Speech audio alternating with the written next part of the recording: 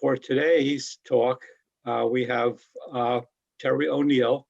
He's a lawyer from Albany. He's a graduate of the University of Connecticut with a degree in English literature, and he's an interesting writer. I've read a number of things, a lot of dry wit and humor, aside from being very on target with a lot of things. He's also a graduate of Albany Law School. He began his career in 1984 as counsel to a state assembly member representing an inner city neighborhood in Brooklyn. Since 1986, he has specialized in matters relating to police training, administration, and community relations when he moved to the Division of Criminal Justice Services, focusing on municipal liability for police misconduct. In 1988, he moved on to serve as a criminal justice advisor in Governor Mario Cuomo's office. And during that time, he led the state's response to an outbreak of conflict on the St. Regis Mohawk Reservation, assisting the tribal government in designing a culturally acceptable concept for indigenous public safety services. He works with the state legislature and advocacy groups to push for legislative and budgetary initiatives that encourage professionalism of policing and better police community relations. It's from these experiences that he draws much of his insight into the dynamics of effective police reform. And with that, I give you Terry O'Neill. I think he's muted. Terry, you need to unmute yourself. I don't. I guess now I'm not mute anymore, all right? Okay, you're good. Great. Okay. Well, I want to thank Fred for the invitation to join you today and for the many kind things he just said about me.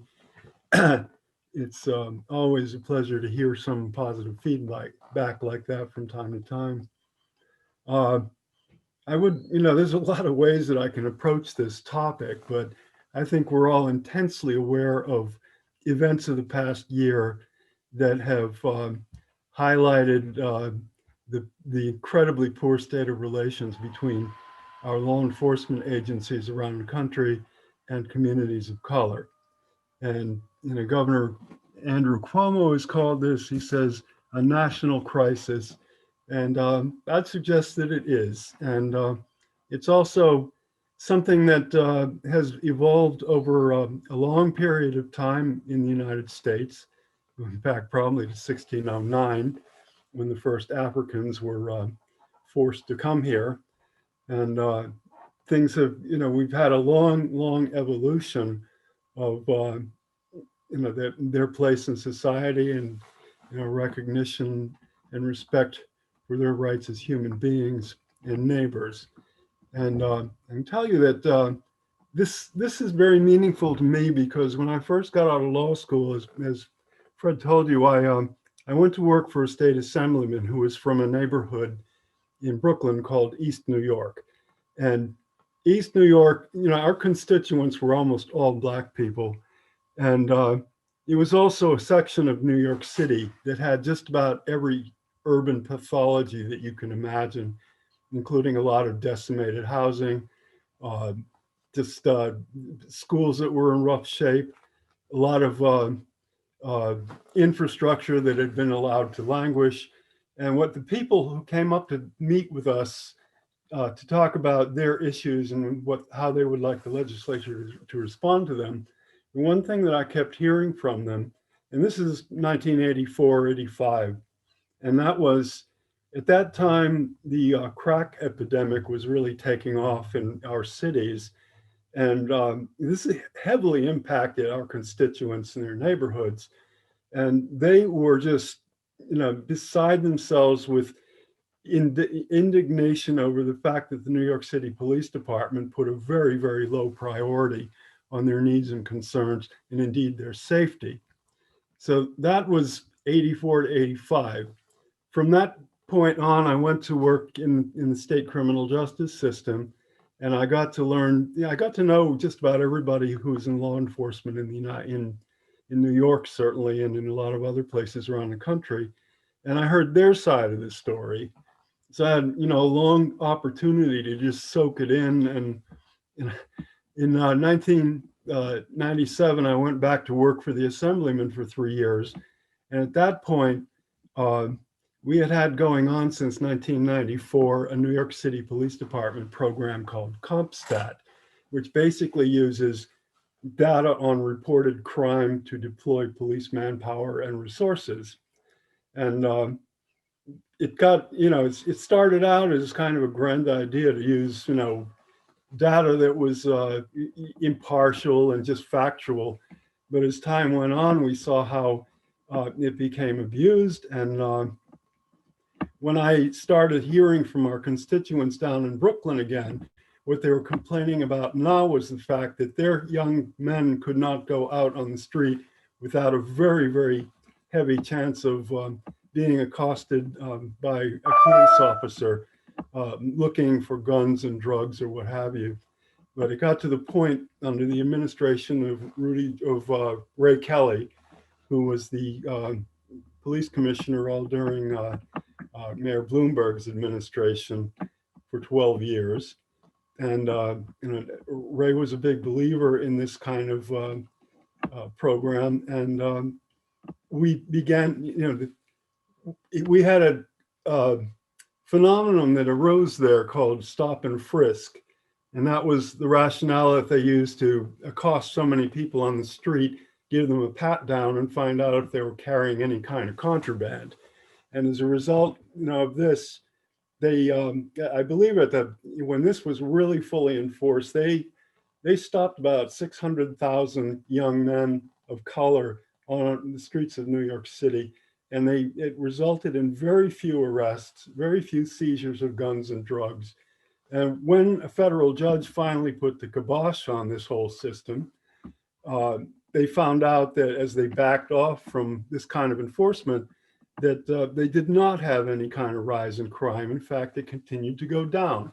So, that kind of knocked the wind out of their sails. But unfortunately, by that time, between Rudy Giuliani and his first police commissioner, Bill Bratton, they had brought in the CompStat system, and the two of them, between themselves, marketed it all over the country as the cure-all for all of your urban crime.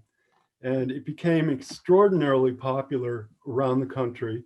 I know that probably in 95 or thereabouts, I attended an international police conference out in the Midwest somewhere, and the New York City Police Department had showed up, and they did this very slick dog and pony show about this program to market it and persuade other police agencies around the country to do the same thing.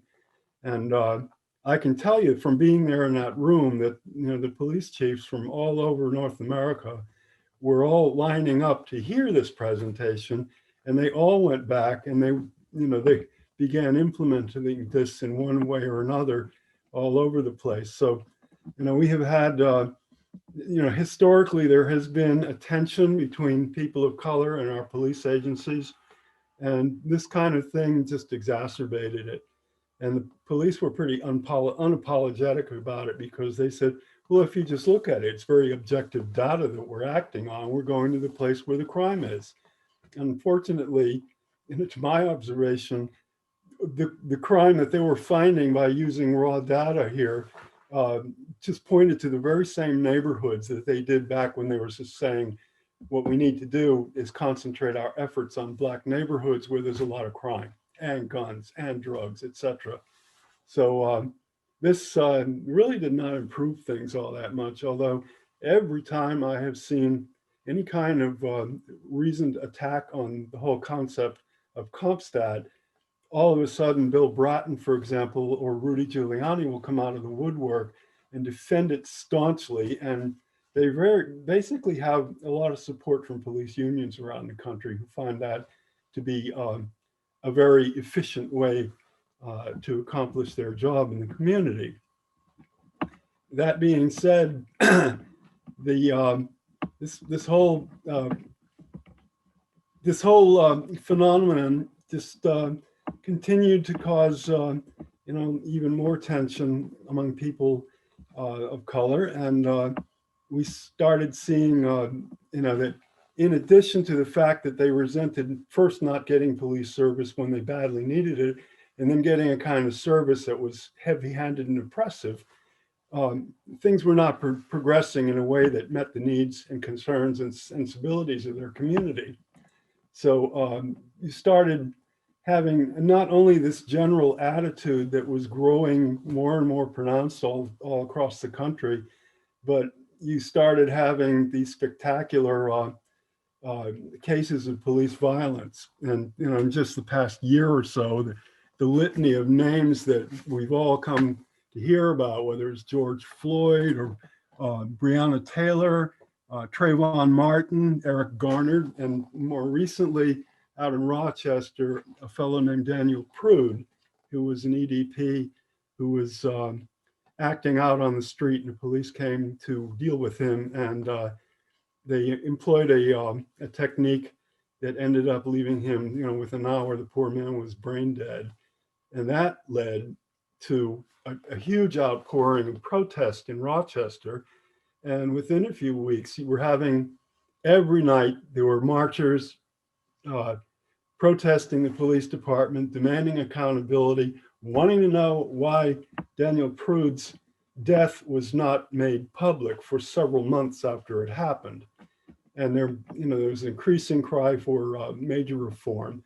And in the midst of all of this, it created a big political problem for Mayor Lovely Warren out there. And it led in short order to the firing of the police chief and the demotion or retirement of his entire top echelon of staff. So now the city of Rochester is pursuing a comprehensive program of police reform that includes such things as a more swift and certain disciplinary proceeding for officers who are guilty of misconduct, making sure that if they get bounced out of the Rochester Police Department, that they don't just turn around and find another job in another police department when they have a record of misconduct. They're even now in the direction of the well-known slogan, defund the police.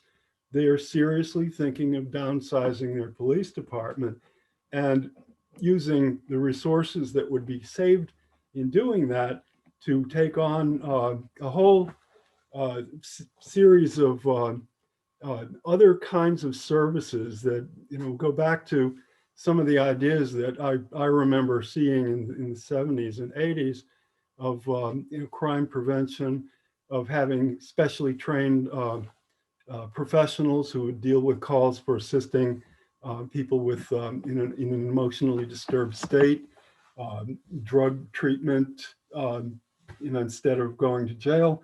And this goes on. And now they're also proposing that they renegotiate their whole police union contract, which I think would be a tremendous reform, because if you know anything about police unions, they're quite different from all of our other public sector unions in that they got a taste for having a lot of power and influence over government and our political class.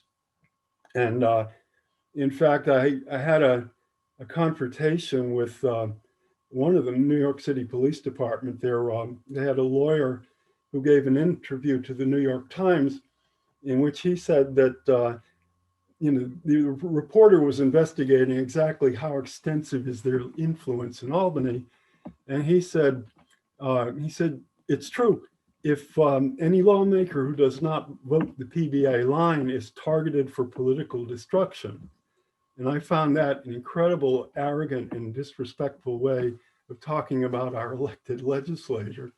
So I did get into trading some letters on the editorial page of the New York Times about this. And I ended up, they called me and told me they were going to run one of them one day. And the editor said, the president of the union is not going to be happy about this. And I said, well, that's just too bad, I'm, worked for many years very productively with the legislature, and I have a lot of respect for it, and we've accomplished some pretty great things. And I don't like people coming up and bullying them, and that is exactly what these guys have been doing. So to my surprise, within an hour, I got a call from the PBA president, Lou Matarazzo, and he said, "Mr. O'Neill, could you please pull this letter? It's going to really cause us a problem." And I said, "I'm not causing you a problem. Your lawyer is. You better tell him to clam up, because this is not helping at all."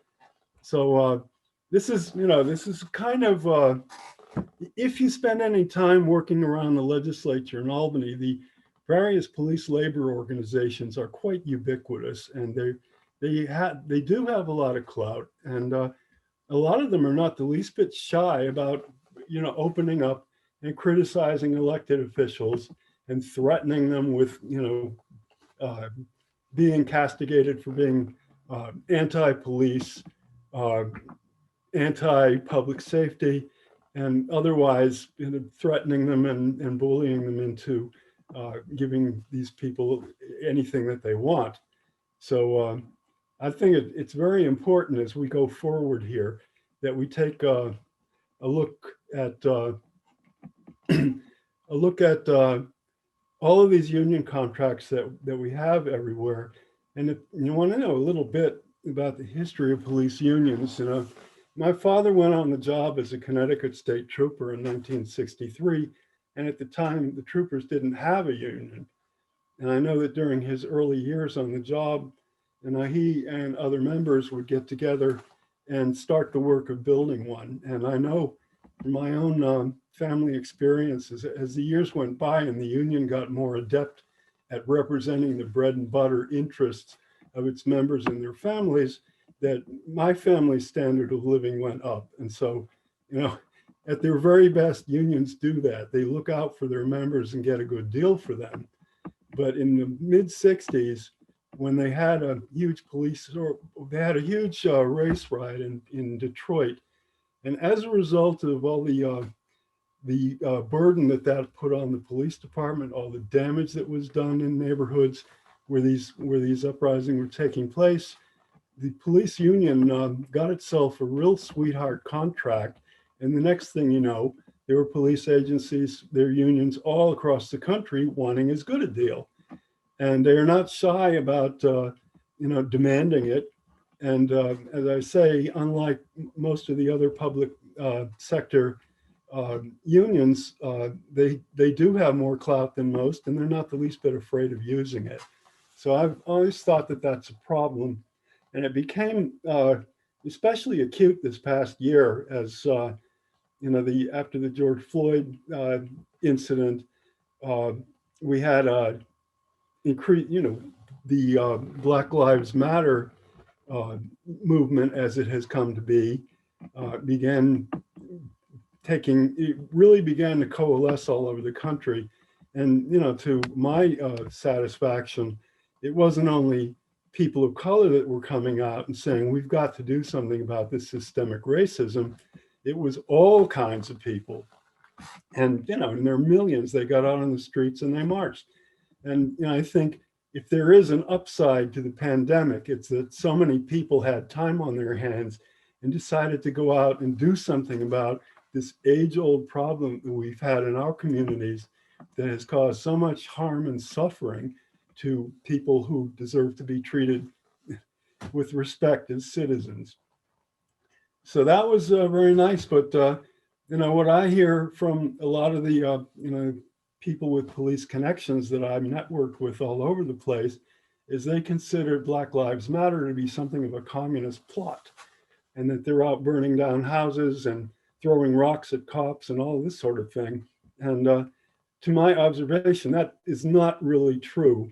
And, you did have people who took advantage of all the disorder and having time on their hands to come out and cause some damage in communities that naturally the more conservative end of our media and our political establishment jumped on that and said, these people are, they're un-American, they're this and that, and they're socialists, and Um, that once again was not helpful. And then as our election proceeded, the presidential election, the fact that the Trump administration jumped on this and attacked these people and said that if we don't put a stop to this, we're going to lose our country, and neighborhoods all across the land are going to go up in flames. And that what really bothered me about that, because I follow so much police news around the country, there were a bunch of characters that started emerging that just jumped on this bandwagon. And, chief among them was a guy named Kroll, who's with the Minneapolis Police Department, who was cozying up to the Trump campaign and, engaged in all kinds of incendiary or rhetoric. And then down in New York City, Pat Lynch, who's the PBA president there, is a person, I've watched him in action over quite a few years now. And he's another one who doesn't pull any punches when he's expressing his opinion and what he thinks is in the best interest of his members. And, I looked at that and I said, at the very time when we have a very promising movement of people coming out and facing the fact that we have had systemic racism in this country for many years, and that one of the instruments of enforcing that is our police agencies and the policies they pursue and the people that they target. So, that needs to be dealt with. But to have them at the same time, the unions and these spokesmen being so incendiary in the way that they talked about, the negative effects of Black Lives Matter in our communities, and they got themselves very much involved in promoting, the candidacy of Donald Trump, and he is a person who is not well liked in minority neighborhoods. He doesn't represent their interests, and in fact, he's quite harmful to them. And to have all of our police agencies, whose biggest problem right now is their credibility in building a relationship of trust and respect with the people who most need their services, who most need to be able to trust them and rely on them, and to hear this coming out from their union leaders, that once again is anything but helpful. And this my recommendation is we start talking about putting some restrictions on political activity by labor unions, because in this particular interest, it's very damaging, and it should not be encouraged at all. So that is one issue that I like to cover. I know we talked about issues of reform, and my the way I envision this goes back a long way to circa 1960, when in that era the US Supreme Court was handing down a number of important procedural decisions that began to amalgamated into this whole body of very sophisticated constitutional law that every cop on the street is responsible for understanding and abiding by. And up until that time, the amount of and quality of training that was being offered to police agencies all over the country, with some notable exceptions, was very poor. So in 1959, Governor Rockefeller here in New York made a priority of this, as he had a way of doing.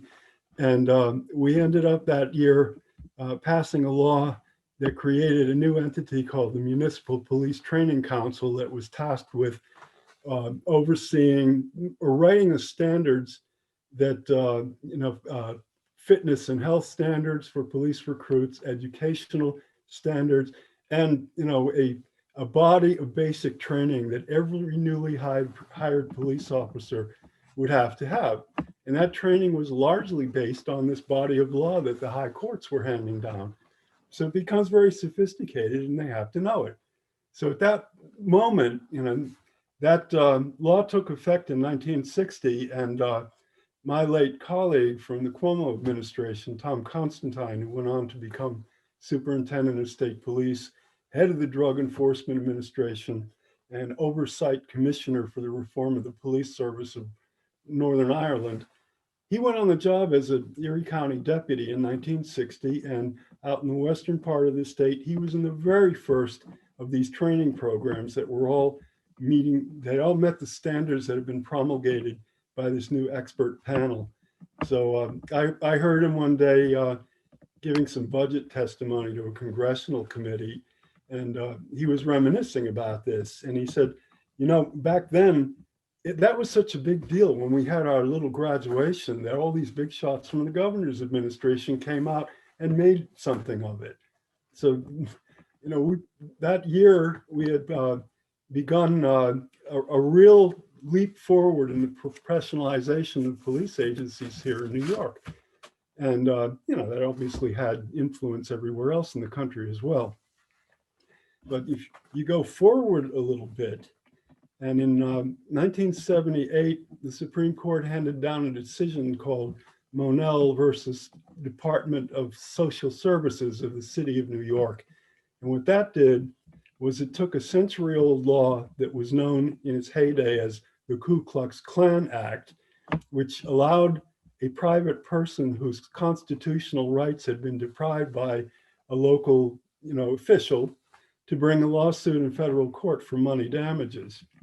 Well, the court held that basically, since a lot of these individual officials were rather judgment proof when it came to, you know, any kind of meaningful, you know, policy of discouraging this kind of behavior, the court said, well, we're going to apply the concept of respondeat superior, which means, you know, if your employee who you're supposed to be training and supervising goes out and does something that damages somebody, then your municipality is going to have to pay the damages.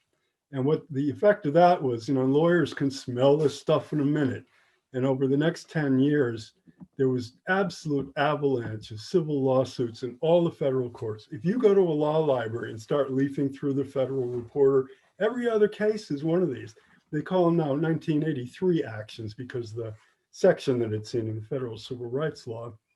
But this happened, and, you know, for 10 years, people were trying to figure out how to respond to this, because in municipalities, the cost of, you know, liability insurance was going through the roof, and your police agencies were beginning to back off because they didn't want to get into these things, make themselves even more unpopular than a lot of them are. So in 1988, Governor Cuomo proposed legislation that created an accreditation program for all of the police agencies in the state.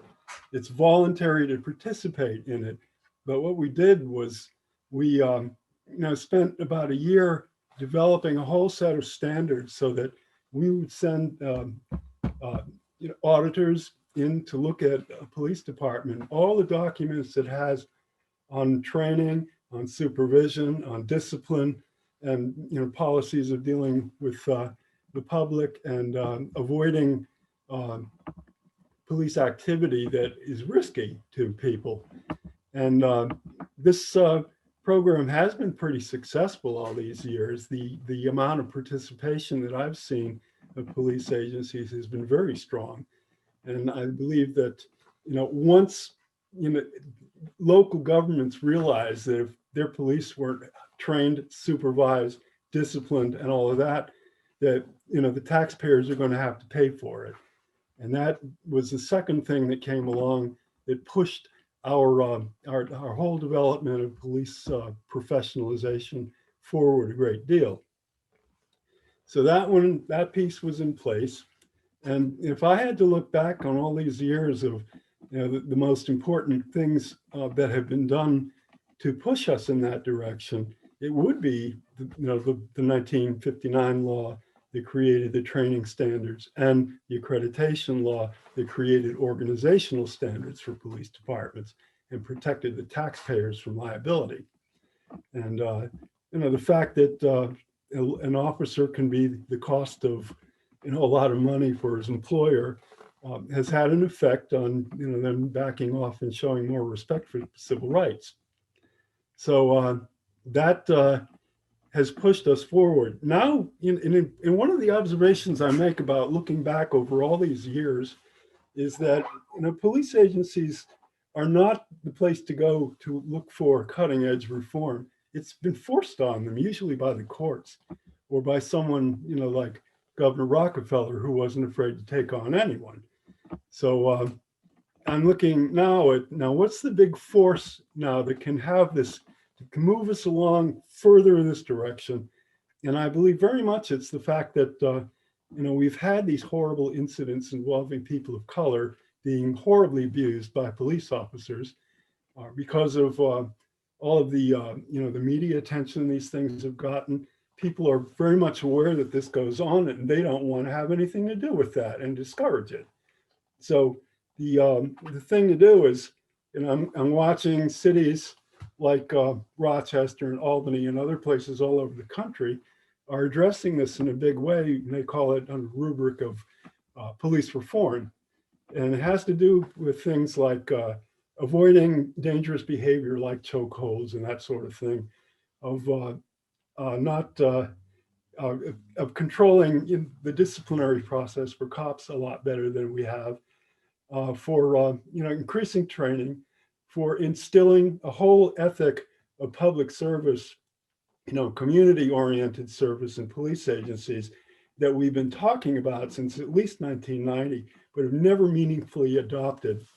And I've seen so many phony community policing programs at police departments all over the country that they just don't see what it is we're after. And I don't know how, really to bring that down to them. But what I do see is, I was looking over the draft proposal that Mayor Sheehan has just put out here that was put together at the behest of the governor at his order. And it does address all of these things. And among other things is it really puts teeth into our process of looking into complaints against officers. And we've had since the year 2000, there is in Albany a citizens review panel, but to my knowledge, they've never actually overturned a disciplinary decision in all these years.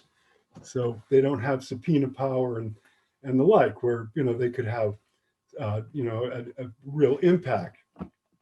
So now we're talking about that, and I think one of the problems I've always had in dealing with the people who are demanding reform is that they've never really known what to ask for.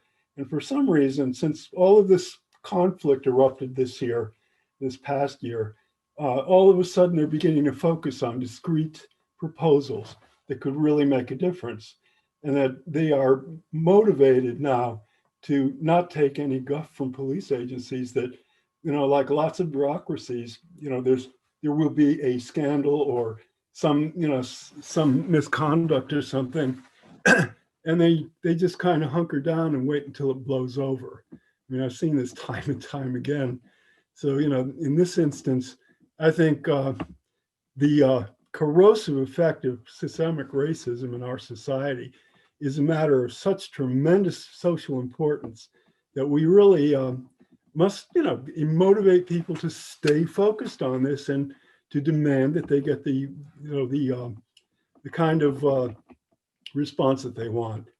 And I'll tell you that that police tend to believe that the way they do things has always been that way, and it's just fine. But I've been involved in two situations now where, as Fred mentioned, my work with the Mohawk Indians. I mean, I went into a community up there that had developed some serious conflict over the issue of casino gaming. And we finally had one night, two young men got killed in a gun battle, big scandal, and happened on Governor Cuomo's watch, and we had to do something. The first thing we did was send 300 state troopers onto the reservation. But after that, the Mohawks they had a hands-off attitude about adopting any kind of police service that resembled the kind that, that you had at the county and municipal and state level. They wanted something that was more consistent with their cultural values.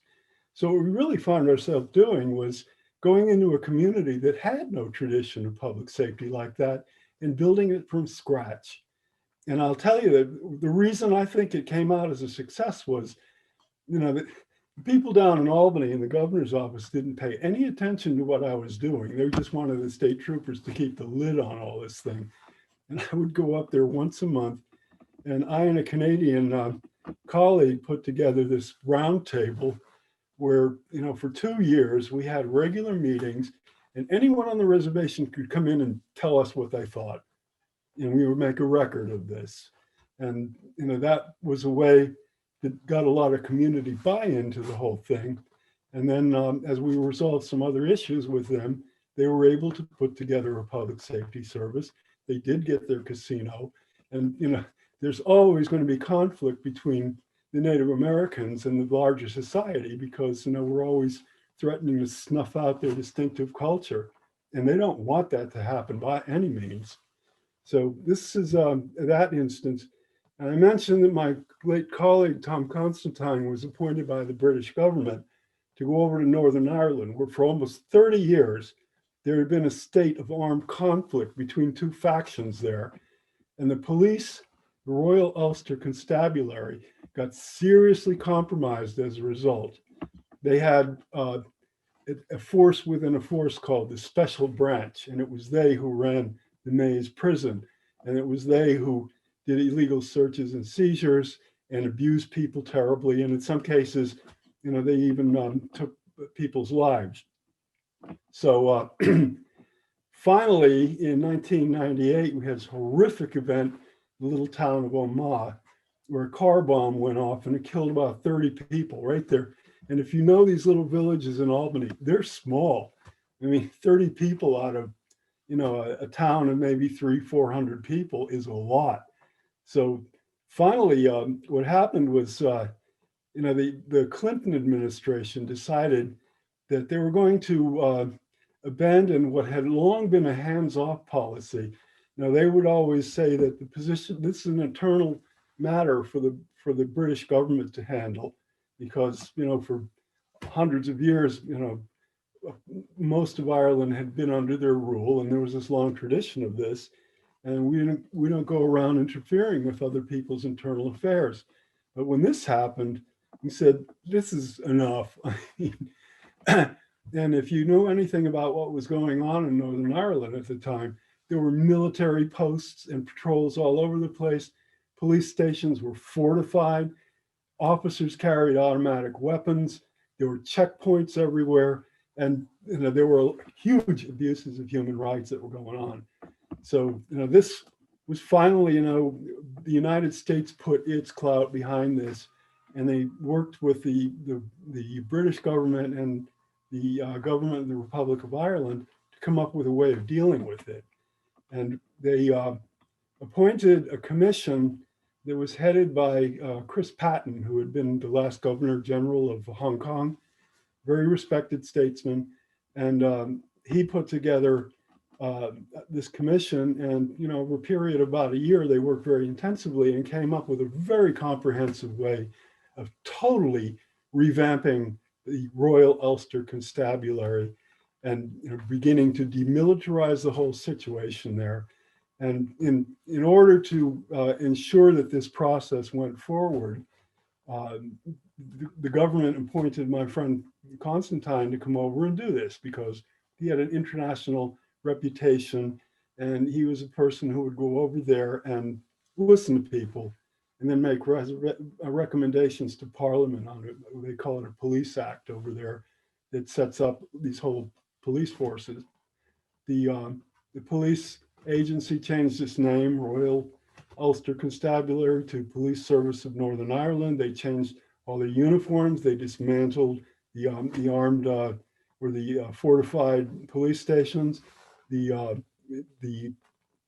armored vehicles stopped being around, and they made very much a commitment not only to adopting community policing as we would like to think of it, and at its best, But they also knew that for years and years, there had been, terrible abuses by the RUC. And one of the ways that they wanted to give the public a way of addressing that in a very powerful way was they created the Office of Police Ombudsman. It's, you've probably heard of it. It's a Swedish word. It means a very powerful official who can go around everything, break through the bureaucracy. So they did, appoint somebody to do this. And the woman that took over the job had she had a full staff of investigators hired independently by her agency, and they could go back as long as anybody wanted to come in and make a complaint against something that the police had done 30 years earlier. And they went at it very vigorously. I'm really not aware of anywhere in the United States where we have taken that kind of strong action. I know that in a lot of our Western states, they're starting to have more independent auditors or some other official, whatever they call them, that has subpoena power that can go in and thoroughly review disciplinary proceedings out of cases where the public complains about an officer. So we just haven't done that. And I don't see any reason why we shouldn't really think of doing it, because to my observation over in Northern Ireland, it worked. And the government made a real statement that was fed up with the way things were going, and they were going to have redress of all of these abuses over all this time. And they did that, and they also made probably the strongest commitment to affirmative hiring I've ever seen. Their goal was to start hiring people from the Catholic nationalist community and build up their representation in the police force. And so they adopted immediately a 50-50 hiring policy. So this was another case where you went into a community where everything had broken down. The police service that people had relied on for 75 years had just completely lost all its credibility and trust. And something really strong had to be done about it. And these are the ways that they did it. Now, you look at the conflict that's been going back for hundreds of years between Catholics and Protestants over there. Well, we have a conflict like that too, and it broke out all over the country this past year, between people of color and a white majority that's not so much of a majority anymore, and all kinds of issues that relate to investment in public infrastructure, providing police service that's equal to every community, and then dealing with all the infrastructure problems we have, like bad schools, substandard housing, the lack of all kinds of amenities of modern life, like so much as a supermarket in a lot of communities. So these are all the things that we need to do. And when I saw that Governor Cuomo's reaction to this whole thing was to propose that he's going to use the state's power of the purse to sequester state aid to municipalities for police service and the like, until each one of them had submitted a whole plan of reform. And those are due on April 1st. And these are, the ones that I've looked at have been very impressive. The one that's coming out in Albany, the one that's coming out in Rochester. I haven't had a chance to explore all the other places that are doing this, but Albany, because I live here, is something of great interest to me, and Rochester because of that horrible case involving that young man. Actually he was about 45, but Mr. Check up his name here again. It was an odd name. His name was Daniel Prude.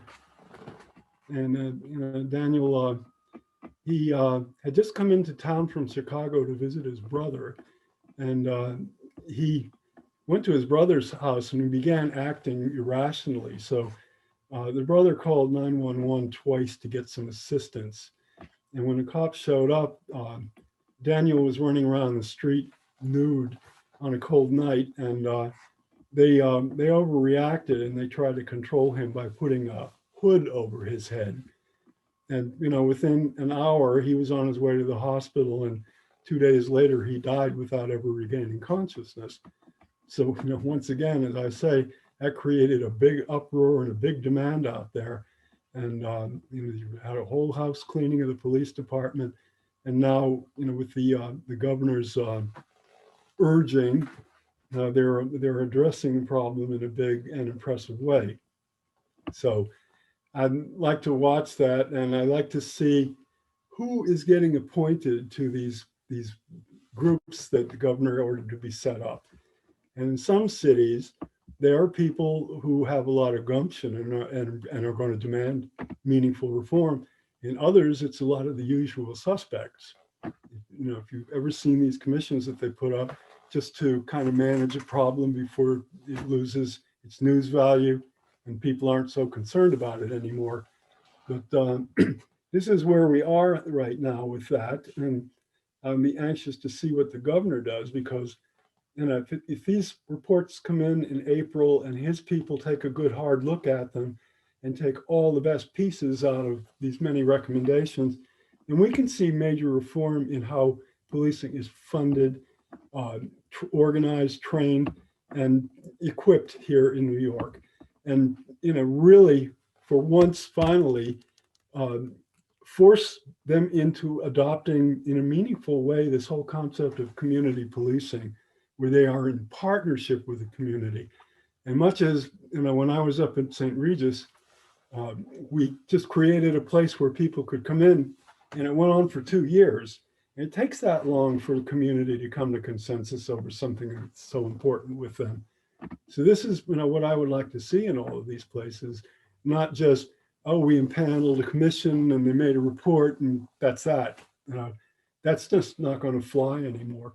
And, it's up to people who are concerned about, pushing our society ahead in a positive direction to insist that it get done and it be serious. So all that being said, I have to take a little break for a moment. And if you have any questions, we can get to that.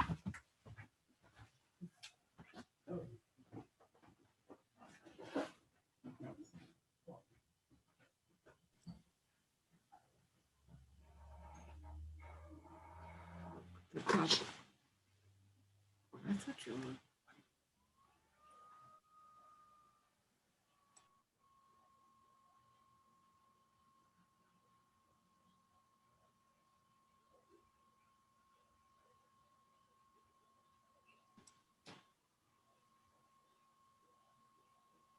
So I was distracted when Terry stepped away. I presume he's coming back. Is that what someone heard?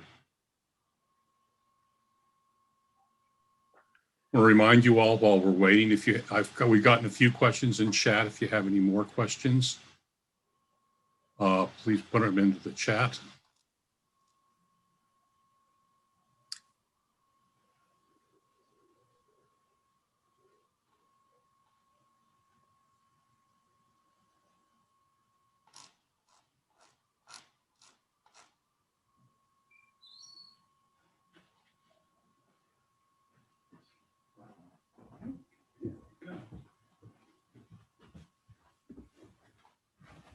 All right. Welcome back, Terry. Yes, thank you. Nice to see everybody still here. Well, where are we going to go? Well, that's true. Our options are limited these days, and it's been that way for quite a while. Mm-hmm. So I've been, people around here say that they consider me obsessed with this stuff, but, it's just something that became very meaningful for me, and I've paid a lot of attention to it. And I was thinking recently of that celebrated character, Greta Thunberg from Sweden, the environmental activist. And I was reading about her, and it turns out that Greta has a condition called Asperger's syndrome. And one of the ways that manifests itself is these folks will get very focused on something that interests them and devote enormous attention to it. And over the past year, I would try to explain to people that, they say, how can this 16-year-old girl be talking to the United Nations and all of that? And I said, you know, she's smart and her parents encourage her, and she's really, you know, committed to this and to an extraordinary degree. So, you know, over the years, you know, working with politicians and bureaucrats, they don't, you know, share my commitment to these things. Mhm. So, you know, they can find me kind of annoying, but I draw the line at anybody calling me, what is that word? Uh, a gadfly. Mhm. Somebody with the Times Union said that one day. I landed on them like a ton of bricks. Said, I know my Greek mythology, and the gadfly was this mindless creature that Hera invented to torment her husband's paramours. And Mhm. you know, those of us who are like really committed to these things and take a lot of time in our lives to study and you know, reflect on them, you know, we're not gadflies. We're, you know, we have opinions that we've given a lot of thought to. Mhm. So you know, I get the distinct impression from looking at your website and, you know, hearing of your interest in this and other subjects that I've seen your other speakers have given are, you know, that you would be a group of people who certainly feels that way. Well, we certainly are interested in a lot of different topics and looking at social justice where we can, whatever can be done. And we do have, if you're pretty much done with your presentation, I have a few questions that have come through. Sure. Okay, I start with one here that what I'd like to ask you is, well, you know, I have to preface a little bit. I agree that police reform, especially in policing policies, is needed. But I'm a little concerned about how we get buy-in from the police as well as educate the public about what reform will look like.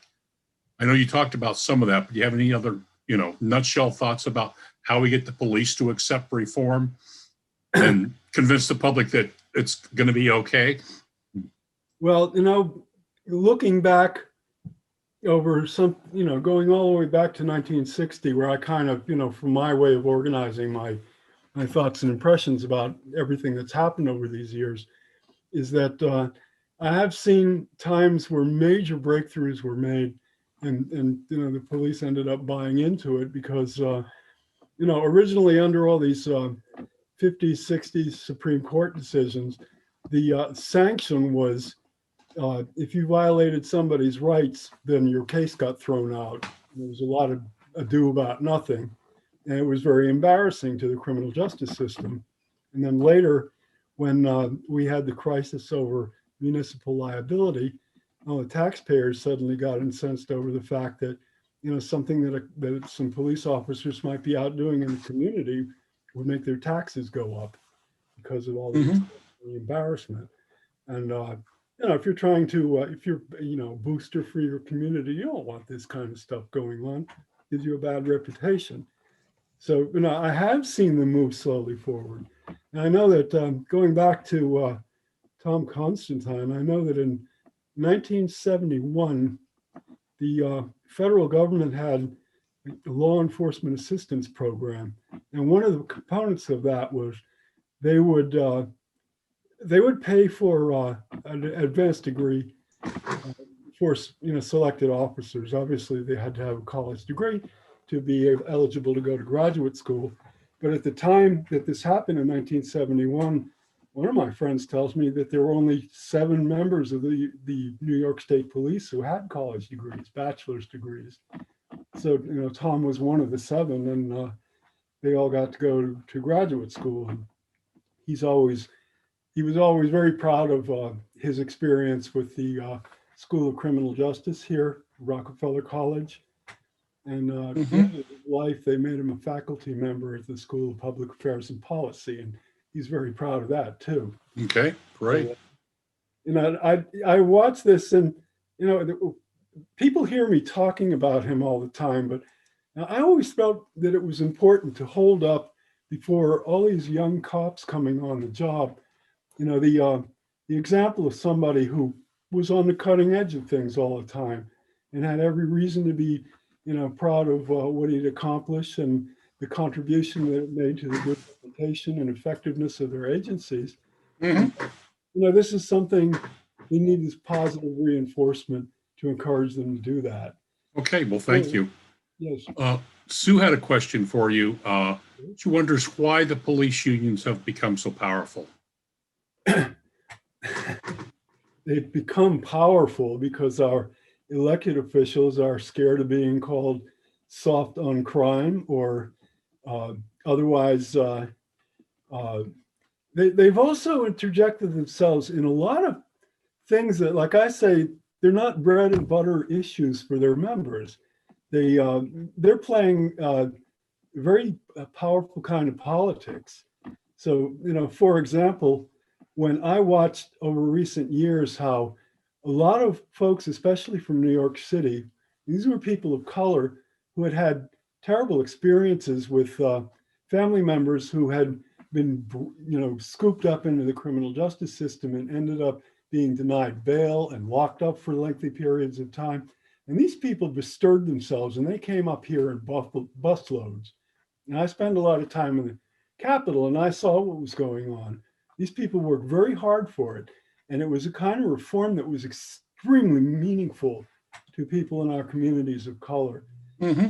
For all these police organizations to come out and say, oh, they're, these people, you can't listen to them.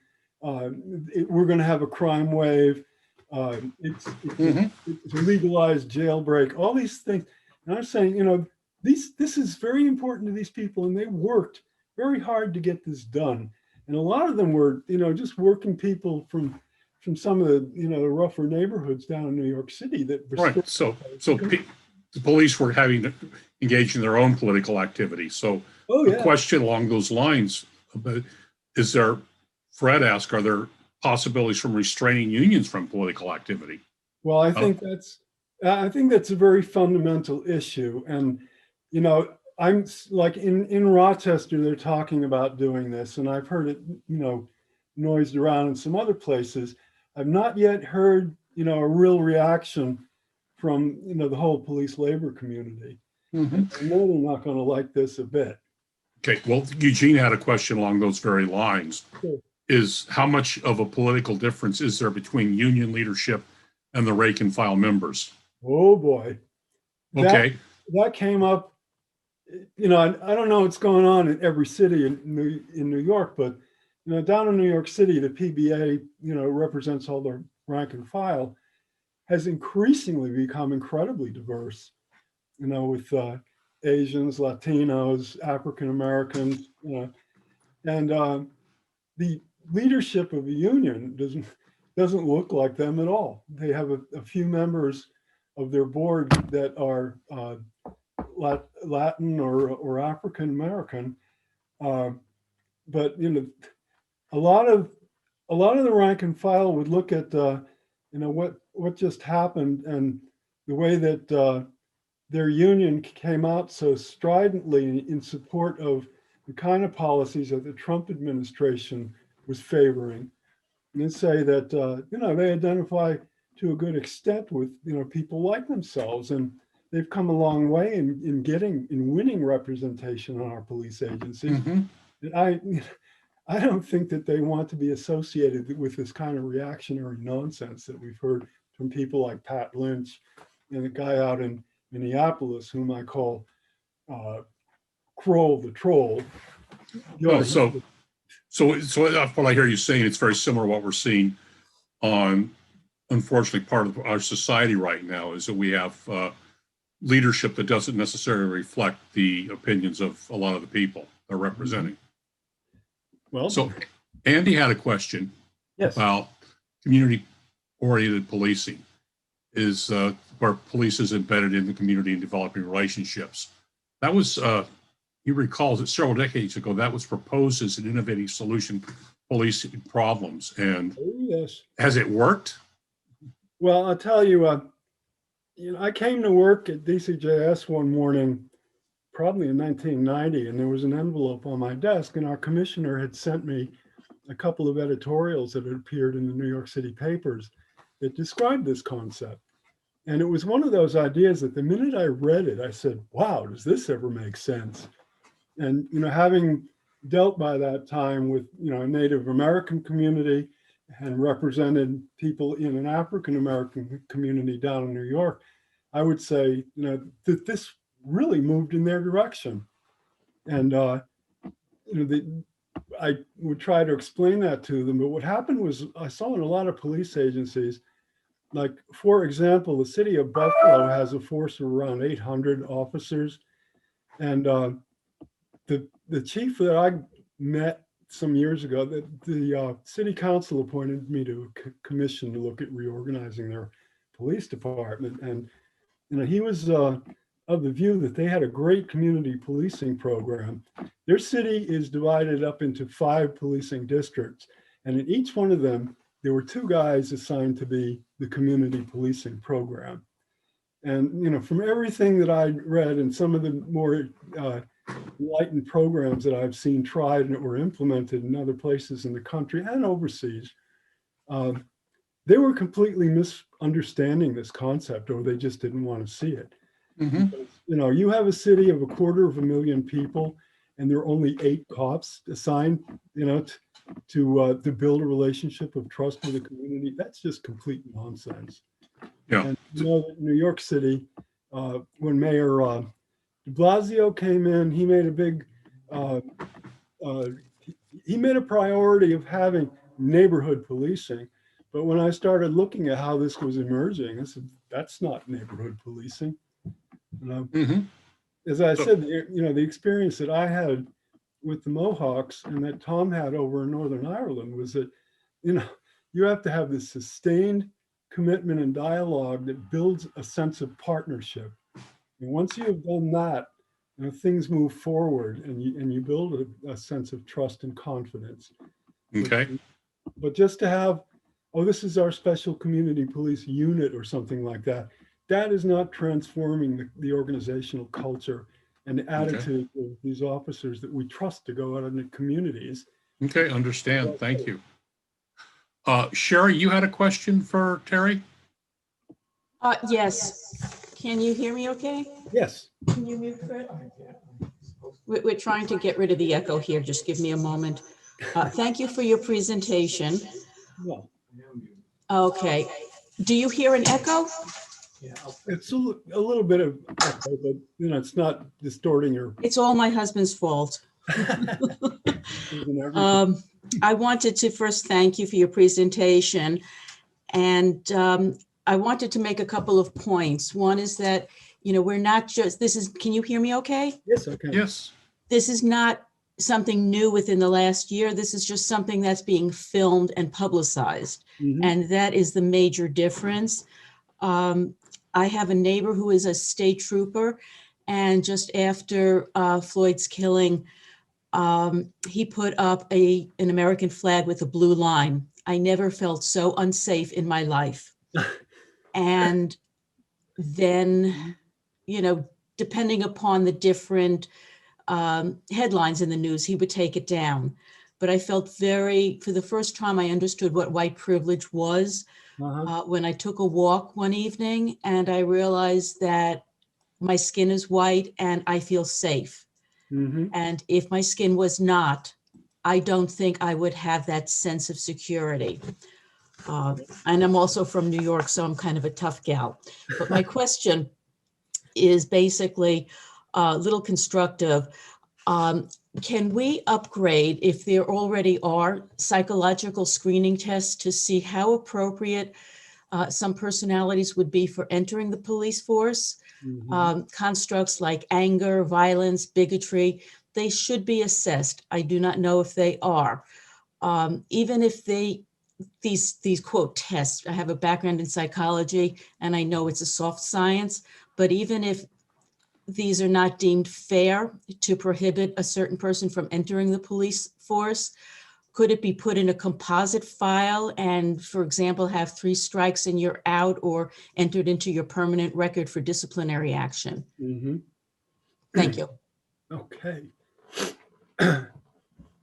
Well, those are extremely valid points, and they are, among things that I and a lot of other people are thinking about at this point, and watching very carefully how the governor's proposal here to come up with recommendations that will, we hope, make a major reform advance for the whole state. And matter of pride for the state and people of New York to have made such an improvement. And once again, I'm a middle-aged white guy, late middle-aged, and I'm having worked in an office that represented, a black constituency in New York, and these people would come up and I worked for them, and they just told me what they thought and what they didn't like, and I took them very seriously because they're the ones who kept the assemblyman in office, and we needed their support and confidence. So the stuff that they had to tell me about, what was going on in their community made a very big impression on me. And as time went on, and I started at DCJS going around the state and meeting all of our state police commanders and the police chiefs and municipalities and county sheriffs. Really, these are all very professional, serious people. It's just that when people clump together to protect themselves from something, whether it's just criticism or whether it's real danger on the street that we all know that cops face, they tend to just sort of see things through a tunnel. Right. And that's something we have to break through. So Fred had a question that kind of relates to that very concept, Terry. Sure. He points out that the city of Schenectady had a civilian police commissioner, and he wonders whether that had any positive effect. Let's see. Trying to remember which one that was.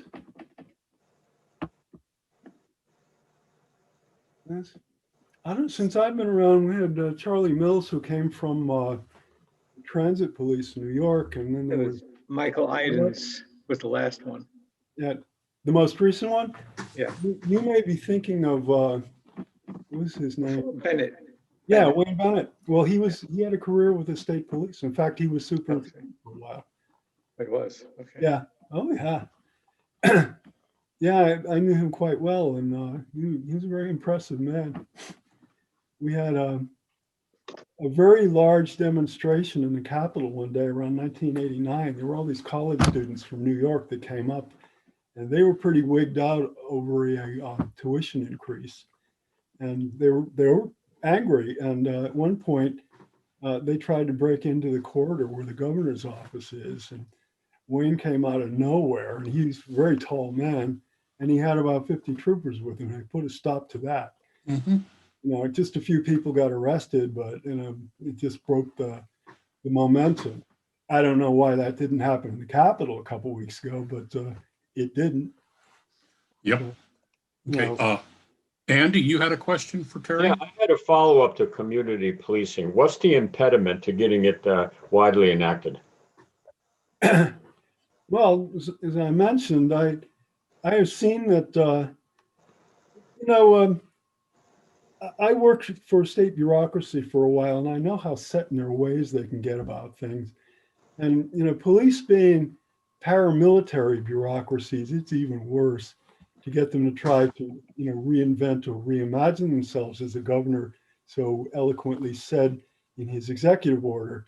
But, my experience has been, as I said, the most important reforms that we've managed to get enacted over the past 60 years or so weren't thought up by the police. They came from outside sources, whether it was community activists or the high courts or maybe the legislature.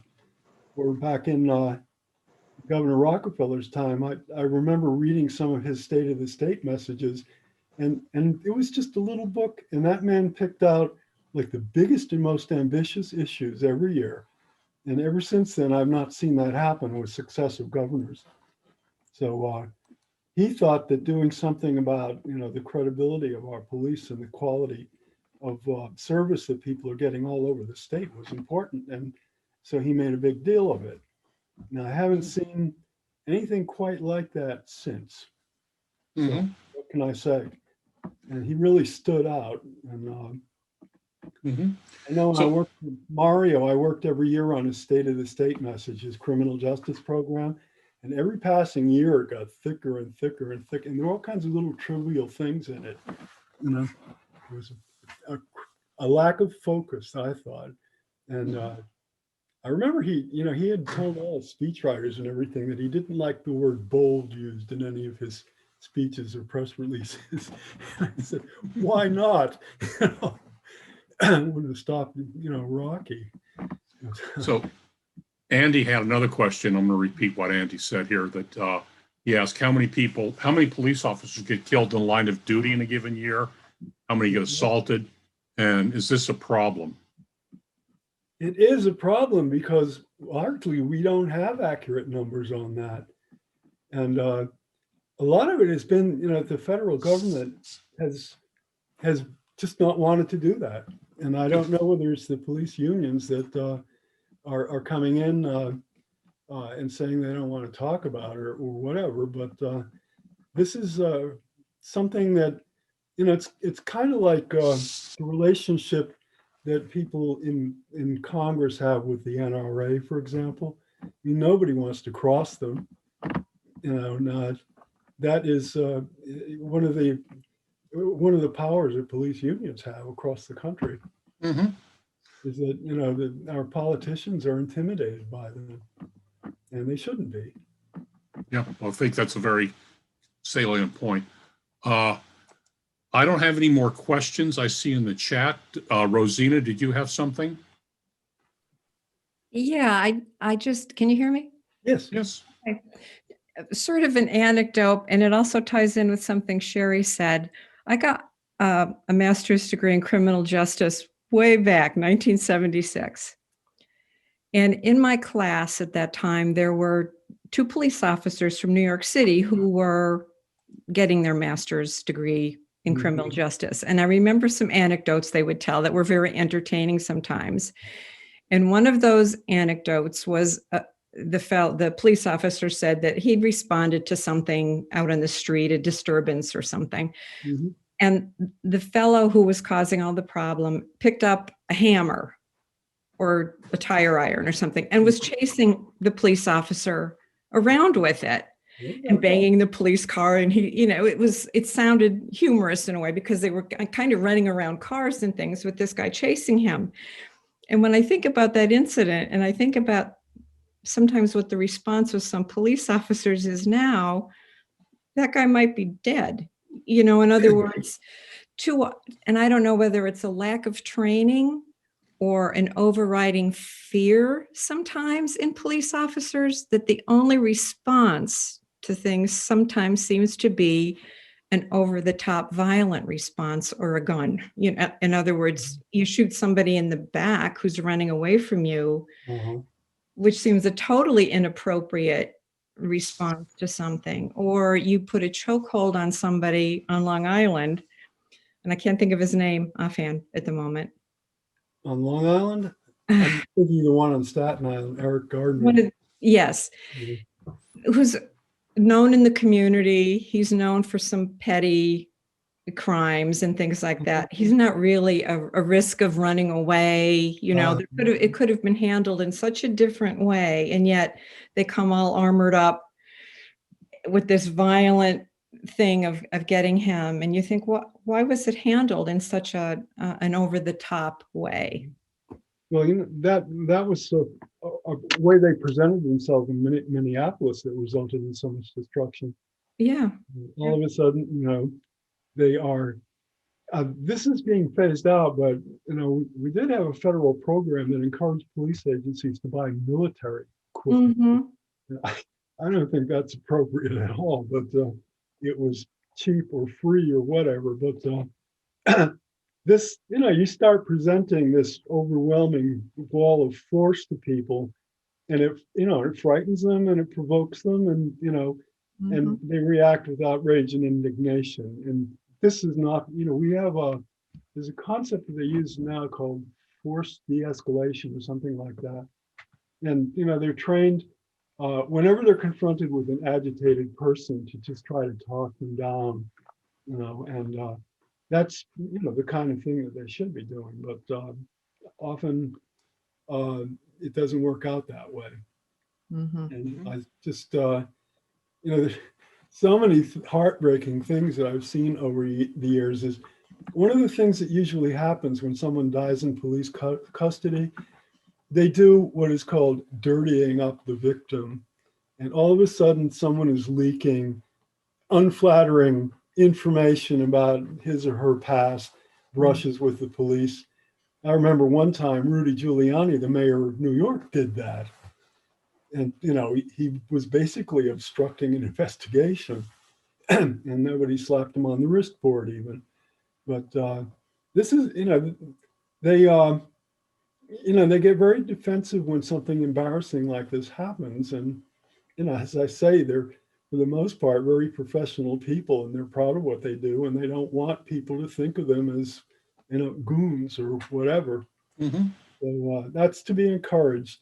And I'll tell you, I had one experience years ago that the superintendent of the Rhode Island State Police was a real good friend of mine. And he called me one day and he said, "Oh, I know you write speeches for Mario Cuomo. So what would you, I've got an awards ceremony coming up."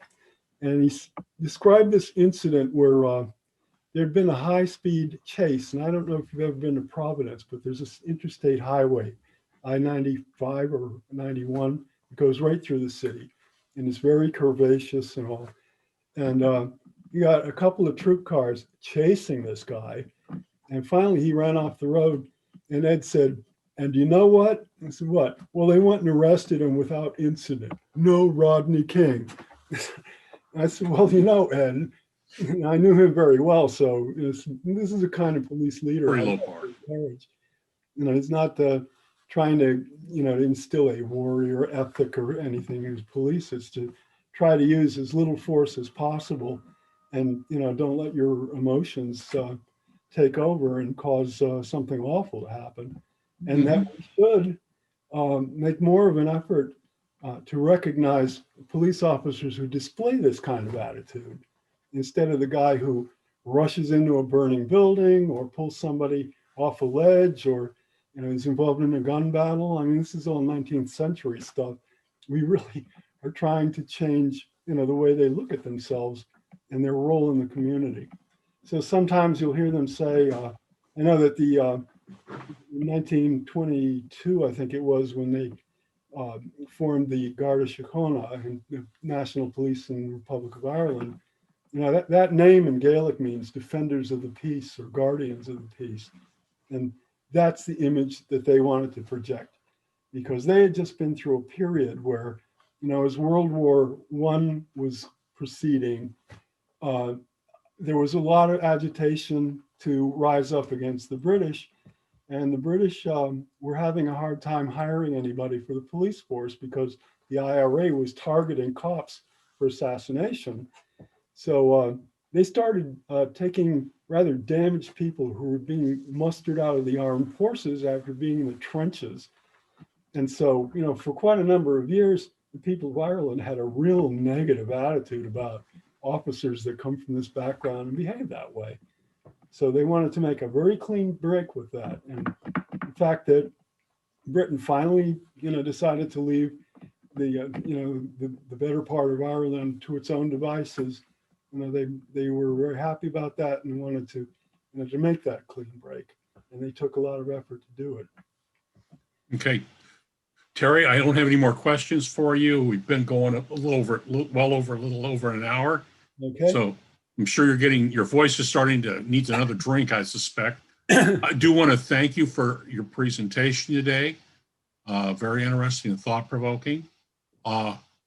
Anybody doesn't have any questions, I think we'll let Terry go, if that's okay. Okay. Oh, well, thank you very much for your time. I'm very glad to meet you, and I hope that we see each other again before too long. Oh, Thank hopefully you. so. Okay.